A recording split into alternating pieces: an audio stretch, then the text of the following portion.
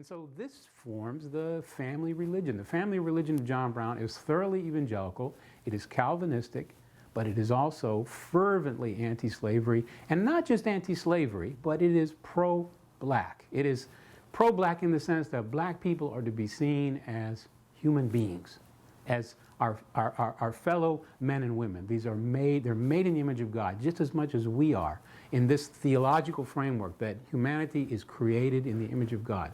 Africans and Asians, all people are made in his image. This is something we share in common. And so John Brown is given these. This is the staple of his existence. He believes this. Most of us have been brought up with the concept that the North was a good place for black people during the time of slavery. The reality is that black people had no options here in this country, that in the South, of course, slavery was the dominant aspect of life, which meant oppression and chattel becoming reduced to property. But in the North, racism was vivid. It was acted out in daily life. Black people who were free could not work. They were often mobbed. They were characterized and placed in caricature. They were flagrantly insulted on a daily basis. They were abused across the North. Now, there were sections of the North that probably were more friendly. For instance, the Western Reserve, where John Brown grew up, was anti-slavery, so there would have been a bit more. Rochester, New York, for instance, where Frederick Douglass was, there were places that would have been better for African Americans. Philadelphia was perhaps the Harlem of the 19th century. So, but by and large, the North was not a nice place for black people. And we have to get past this idea that white people in the 19th century who were against slavery were pro-black or pro-human when it came to blacks, which is, I think, the bigger issue. We have to understand that there was never a majority of support for black people. They were largely on their own with a minority of people who were their friends. And John Brown was one of those rare birds, so to speak, that was not just against slavery. Many whites didn't like slavery, but they were afraid of, for instance, a black presence in their community. They didn't want old, worn-out slaves to be settling in their area. They didn't want black people around. They didn't want to have jobs, black people working on jobs when they could be working them. They didn't like black people, and I think we need to come to terms with that as a reality of our history. But here, the peculiar form of aristocracy, as Frederick Douglass called it, this concept of race really came to a wicked perfection in the notion that slaves were black and blacks were slaves. And this is still in the mindset of the culture in many respects. Even though we say slavery's gone, but we still see the stigma of slavery in a person who is of African descent, visibly African. So John Brown hated bullies. This was fundamental to his character.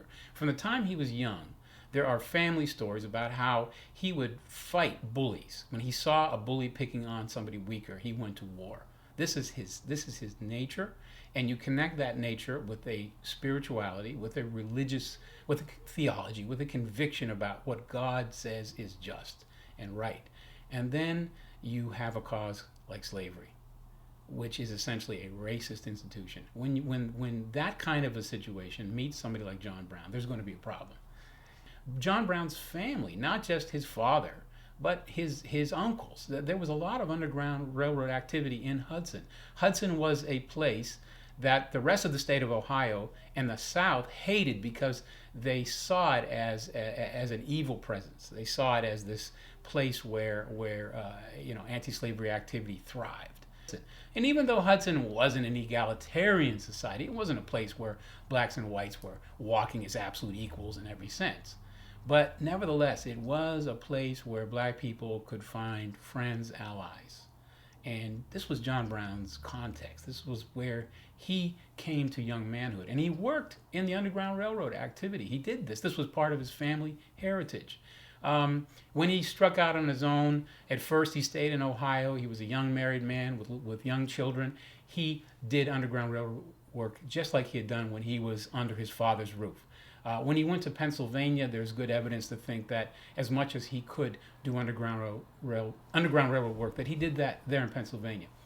He came back to Ohio. Again, even while he was pursuing business, this was part of his life. This is like going to church. You just do Underground Railroad activity. You try to help any fugitive from slavery.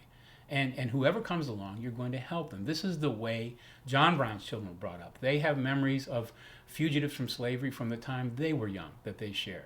So, and this again is not unusual. There were other people doing this. It was just that this was part of Brown's life and his heritage and his culture and his religious sensibilities were all wrapped up in this.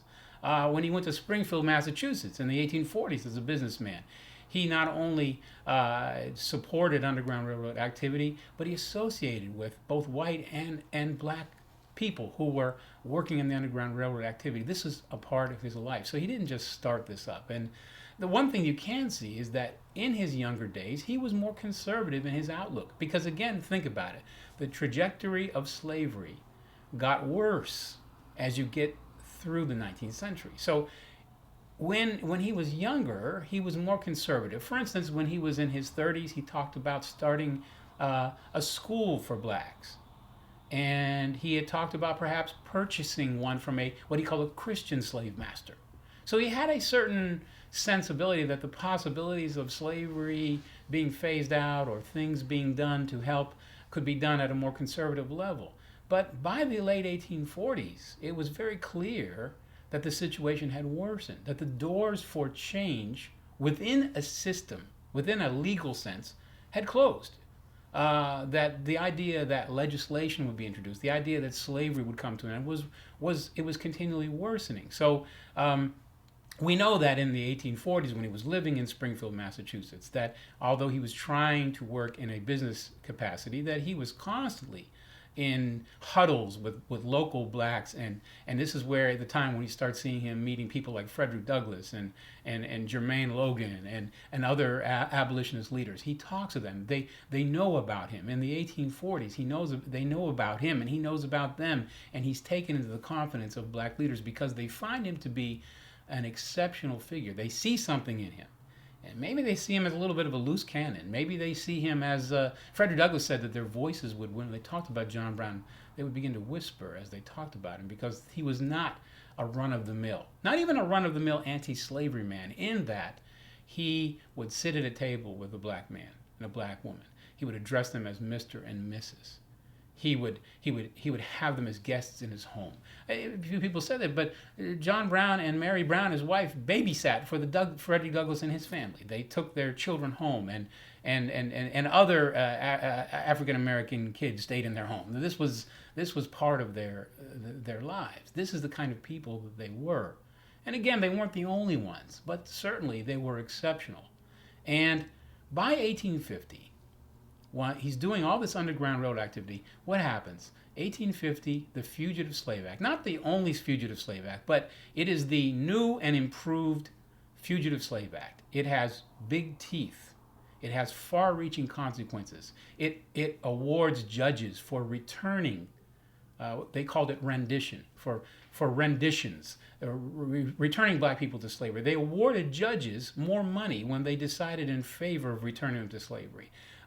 It required whites in the North to aid and support fugitive slave tracking and marshals and slave hunters. It essentially turned the entire nation into a pro-slavery state.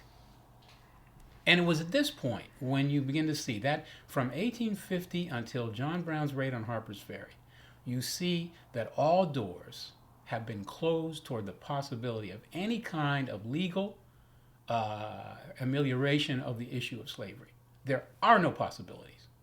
The forces of pro-slavery are in Washington, in the White House. The sympathy and the North is timid and afraid and does not want to challenge because they're afraid of the Union breaking up. And people like John Brown are looking at this and saying, something has got to give. And people talk about John Brown, they criticize him, they say things about him, but a good question is, well, what would you have done? What would you do to help human beings when there are no possibilities, legally speaking? So do you do as most evangelicals did, which was put their hands behind their backs and say, let's just pray that this thing comes to an end, or do you take some action?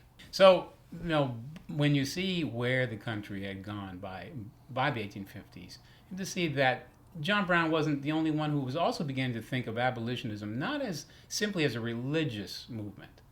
I remember most abolitionism from the time of the Quakers, and then when the evangelicals began to take it up, it was a nonviolent movement, largely defined by Martin Luther King's spiritual predecessor in the United States, William Lloyd Garrison, who was a pacifist par excellence. But there was not just John Brown, but abolitionists began to think of this movement as a political movement and began to consider the necessity of using some kind of principled force. And of course, arguments were made, not just among white abolitionists, but among black abolitionists as to what degree of force you use, what degree of violence is used.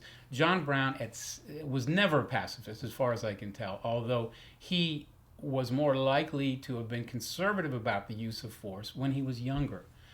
He hobnobbed with Quakers all of his life. He loved Quakers, and Quakers loved him, but they didn't agree on this principle of using force. John Brown did not see his hands tied behind his back. He didn't think that the biblical ethic of turn the other cheek entailed doing nothing when people are being victimized and when violence is taking place. You use some measure of force. The question is, what kind of force and to what extent do you use force? And when the Fugitive Slave Act was passed, the northern black community was traumatized.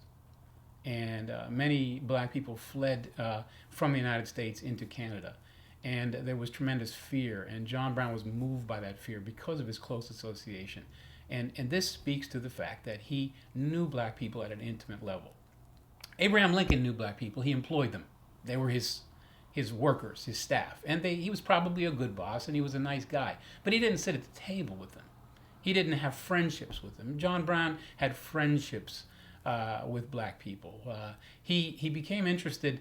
So his first phase in regard to these friendships was to try to even thought about adopting a young black child and educate him. And these were all things that were part of his conservative years.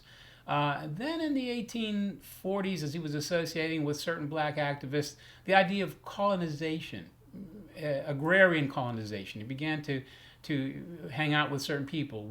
Willis Hodges, who was a man who believed that blacks needed to leave the cities and go into country, establish agrarian colonies. And he became involved in a movement that was developing in the Adirondacks. And there was a wealthy abolitionist, another one of these evangelical egalitarians, Gerrit Smith, who inherited tremendous amounts of land and wealth from his father, and who decided that he was going to give out parcels of land to free black people in New York State. And some people think that these were enslaved people, but they weren't. They were free black men who were given parcels of land in upstate New York, and a number of colonies were formed in Franklin and Essex counties.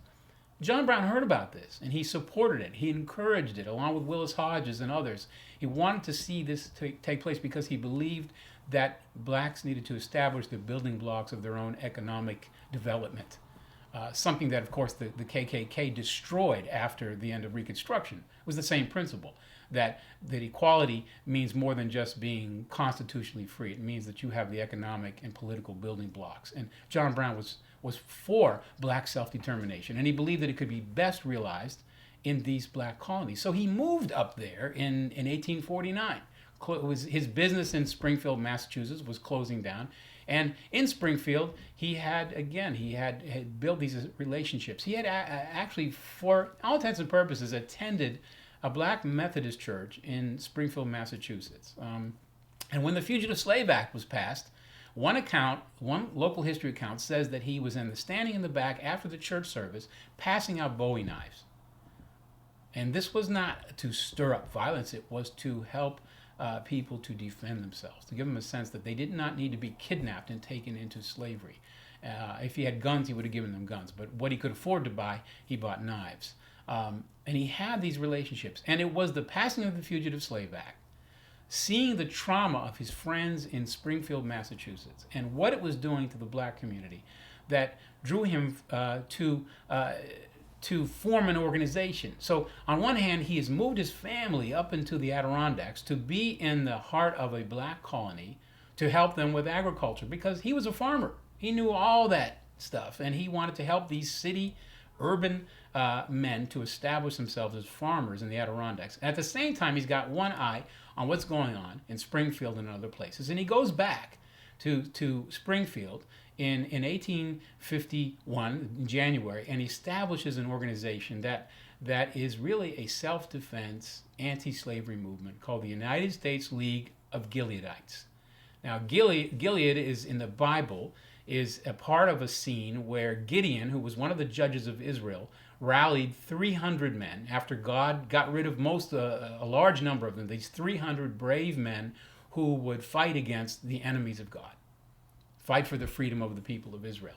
So he looked to Gilead as a symbol of a small but powerful force who would fight. And the fact that he called it the United States League of Gileadites may suggest that he was thinking about establishing a movement that would go across the North. That he would arm and train men and women to fight in self-defense so that no slave hunter could come into Springfield. Now, the evidence is that there's no slave hunter came in, either because they heard about it and were afraid, or the city fathers heard about it and warned people not to come in because there would be violence. But that movement never really took off beyond Springfield, but it had a place and it had an impact. Meanwhile, his relationships up in an area that was called Timbuktu, which was this community, this burgeoning community, but it was hard up there for most black settlers, not because they were city people, they weren't farmers. And then it was cold up there, and it was hard to plant crops, and it wasn't like being a farmer in another state. It was a difficult setting, so the colony didn't work. But while John Brown was there, he encouraged them. He gave guidance. He gave help as much as he could, and all this surrounds the issue of relationships. And it just goes without saying that one of the worst things for racism is relationships. When people understand each other on the basis of friendships, they begin to identify with each other's needs and struggles. And so John Brown is a model of that for our own time, is that he did establish relationships. He had personal friendships. He sat at the table. He ate and took meals together. They worshiped together. They prayed together. They shared together. They worked together. And this was the entire family. The whole family had this ethic and conviction. And so his growing militance is parallel to the growing difficulties of slavery. So that by the time you get past 1850, the Fugitive Slave Act, when it becomes almost impossible to think of black people having any justice at all or any freedom of all, because in the North you have to support the return of any black person to slavery or the kidnapping of any. And these things happened. They happened in the major cities. People were kidnapped right off the street, taken to slavery. And there was money for it. There was support from the government. And John Brown was among those numbers of people who said, no, we're going to fight this because it's not right and because it's not godly. But this is informed by his relationships as well as his religious views and his sense of justice. Then you go by 1857 and you have the Dred Scott decision, which is a kind of test case to see if an enslaved man who is brought north, can he use that as an opportunity to be free? And of course, the Supreme Court says no. And the infamous words that a black man has no rights that a white man is bound to respect. This only solidifies further the fact that the nation is moving in this direction of accommodating to slavery to the point of really muting any sense of northern opposition to slavery.